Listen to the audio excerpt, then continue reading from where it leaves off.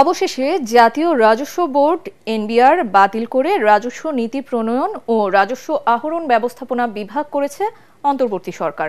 জারি করা অধ্যাদেশে শুধু রাজস্ব নীতি বিভাগের কার্যপরিধিতে কিছুটা পরিবর্তন আনা হয়েছে। রাজস্ব ব্যবস্থাপনায় দায়িত্ব পালন করবেন প্রশাসন ক্যাডারের পাশাপাশি আয়কর ও কাস্টমস ক্যাডারের কর্মকর্তারা। এনবিআর সংস্কারের মাধ্যমে স্বচ্ছতা ও জবাবদিহিতার পাশাপাশি সরকারের কি পরিমাণ রাজস্ব বৃদ্ধি পায় তা দেখার বিষয় বলে মনে করছেন গবেষকরা। ব্যবসায়ীরা বলছেন কর্মকর্তাদের মানসিকতার পরিবর্তন ছাড়া মিলবে না সুফল। শারফুল আলমের রিপোর্ট।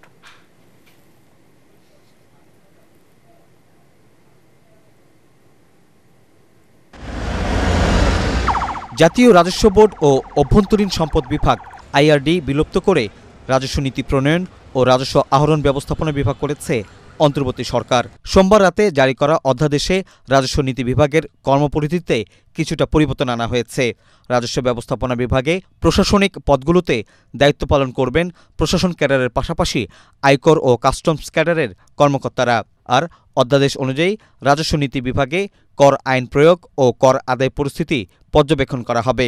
তবে রাজস্ব সংগ্রহের মূল কাজ রাজস্ব ব্যবস্থাপনা বিভাগেই থাকছে।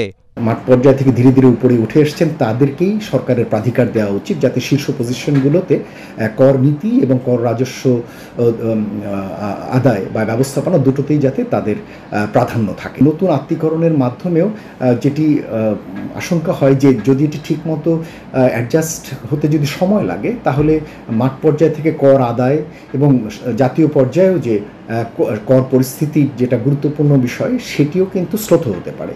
অধ্যাদেশ অনুযায়ী রাজস্ব নীতিতে অর্থনৈতিক উন্নয়নকে প্রাধান্য দিয়ে সম্প্রসারণমূলক কর ভিত্তি, কর হার, স্ট্যাম্প আইন সহ অন্যান্য আইন প্রণয়ন বা সংশোধন করা যাবে। কাস্টমস, মূল্য সংযোজন কর, আবগারি, সম্পূরক শুল্ক ও অন্যান্য শুল্ক কর, ফি আরোপ, আইন প্রয়োগ ও কর আহরণ পরিস্থিতি মূল্যায়ন করা যাবে এই বিভাগ থেকেই। অন্যদিকে রাজস্ব ব্যবস্থাপনা বিভাগের কাজ হবে অর্থ মন্ত্রণালয়ের অধীনে আইন ও বিধির প্রয়োগ, রাজস্ব নীতি প্রণয়ন ও বাস্তবায়ন সহ বিভিন্ন বিষয়ে রাজস্ব নীতি বিভাগের সাথে সমন্বয় করা।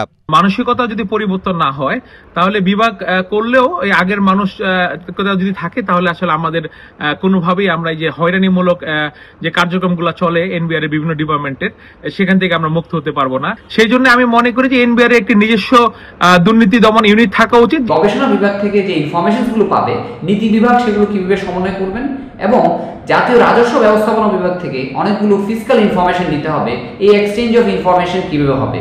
এছাড়াও জাতীয় রাজস্ব ব্যবস্থাপনা বিভাগের অর্গানোগ্রাম বা সাংগঠনিক কাঠামো কি হবে সেটা এখনো পর্যন্ত সম্পূর্ণরূপে পরিষ্কার নয়। অধ্যাদেশে আরও জানানো হয়েছে বর্তমান এনবিআর এর জনবল নতুন দুই বিভাগে ন্যস্ত করা হবে। শারফুল আলম, এটিএন বাংলা, ঢাকা।